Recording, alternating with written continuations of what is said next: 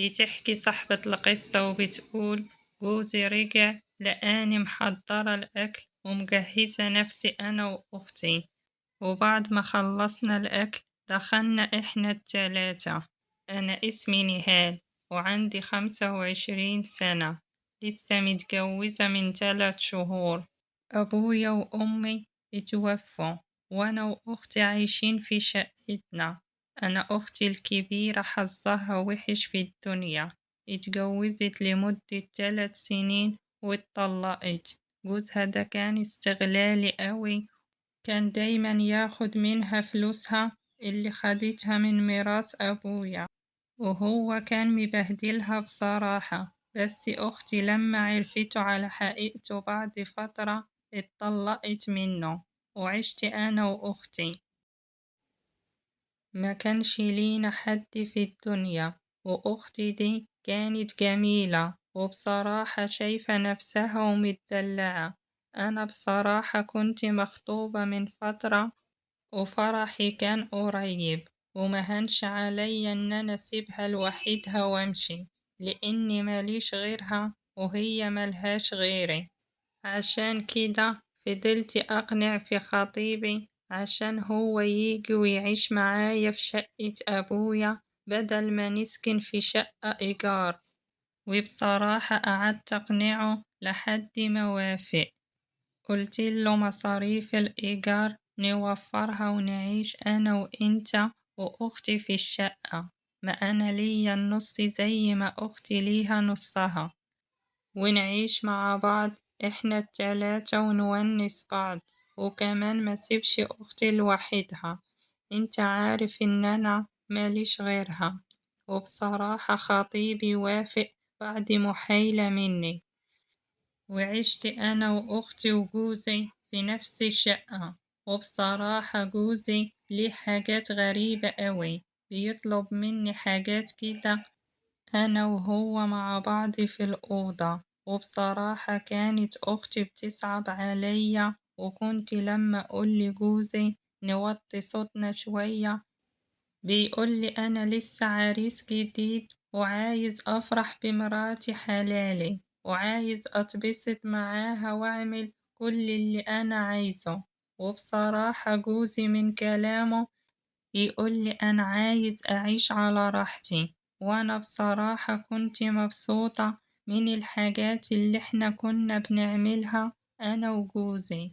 بس أختي كانت بتصعب عليا، وكنت لما أطلع وأبص عليها ألاقيها قاعدة حزينة ووحيدة. وبصراحة كنت بتضايق أوي لأنها بتسمع صوتي أنا وجوزي، ما هي واحدة مطلقة وبقالها فترة. علشان كده جوزي كان متضايق وما كانش مرتاح، وهو طلب مني نروح شهر عسل. وبصراحة رحت أنا وجوزي، وكان شهر عسل حلو قوي. عملت كل اللي أنا عايزاه واتبسطت أنا وجوزي، ما أنا أخدت راحتي ومحدش معايا ولا أختي كمان، وبقيت على راحتي في شقتنا.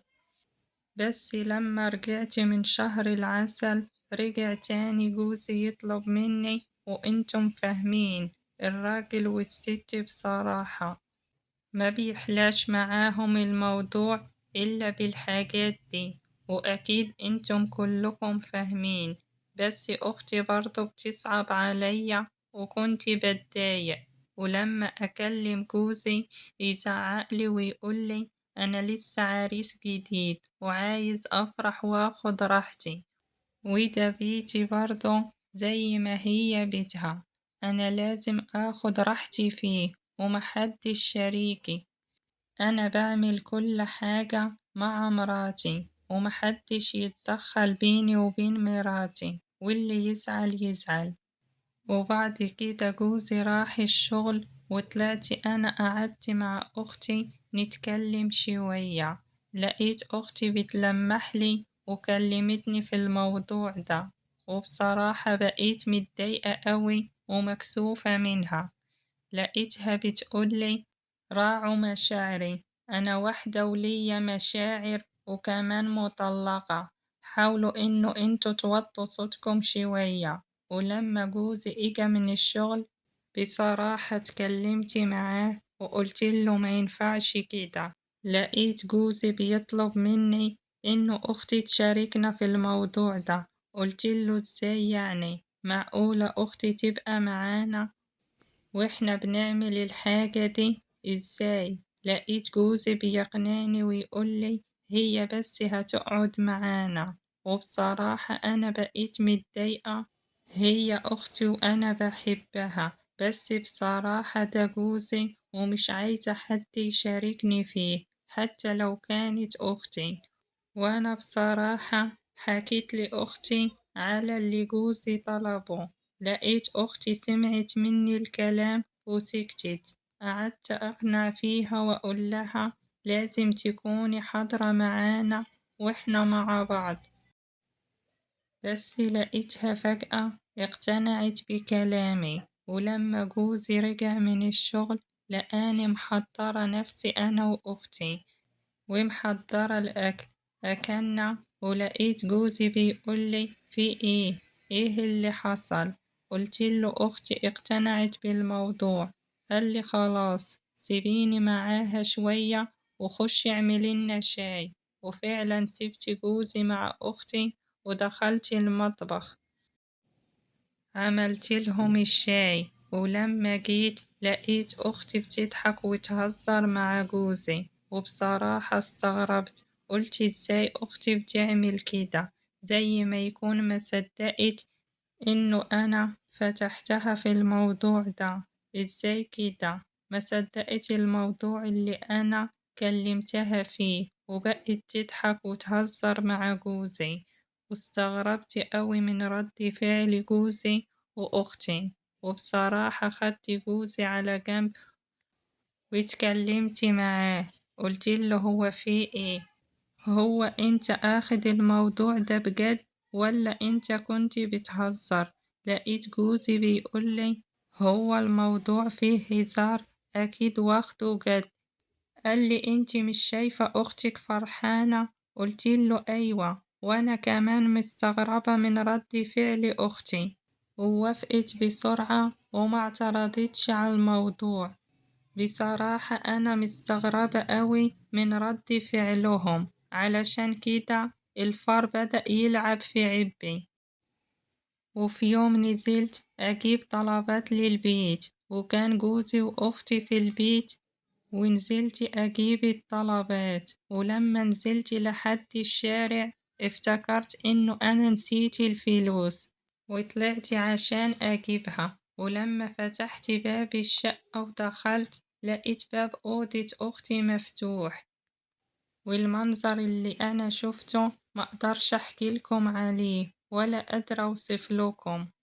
بصراحة اتصدمت من الموقف ده واللي أنا شفته.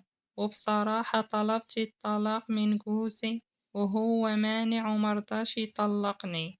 قلتله أنا أسيب لك البيت وأمشي، وفعلا سبتله البيت وخدت شقة إيجار وسكنت فيها لوحدي وسبتلهم البيت.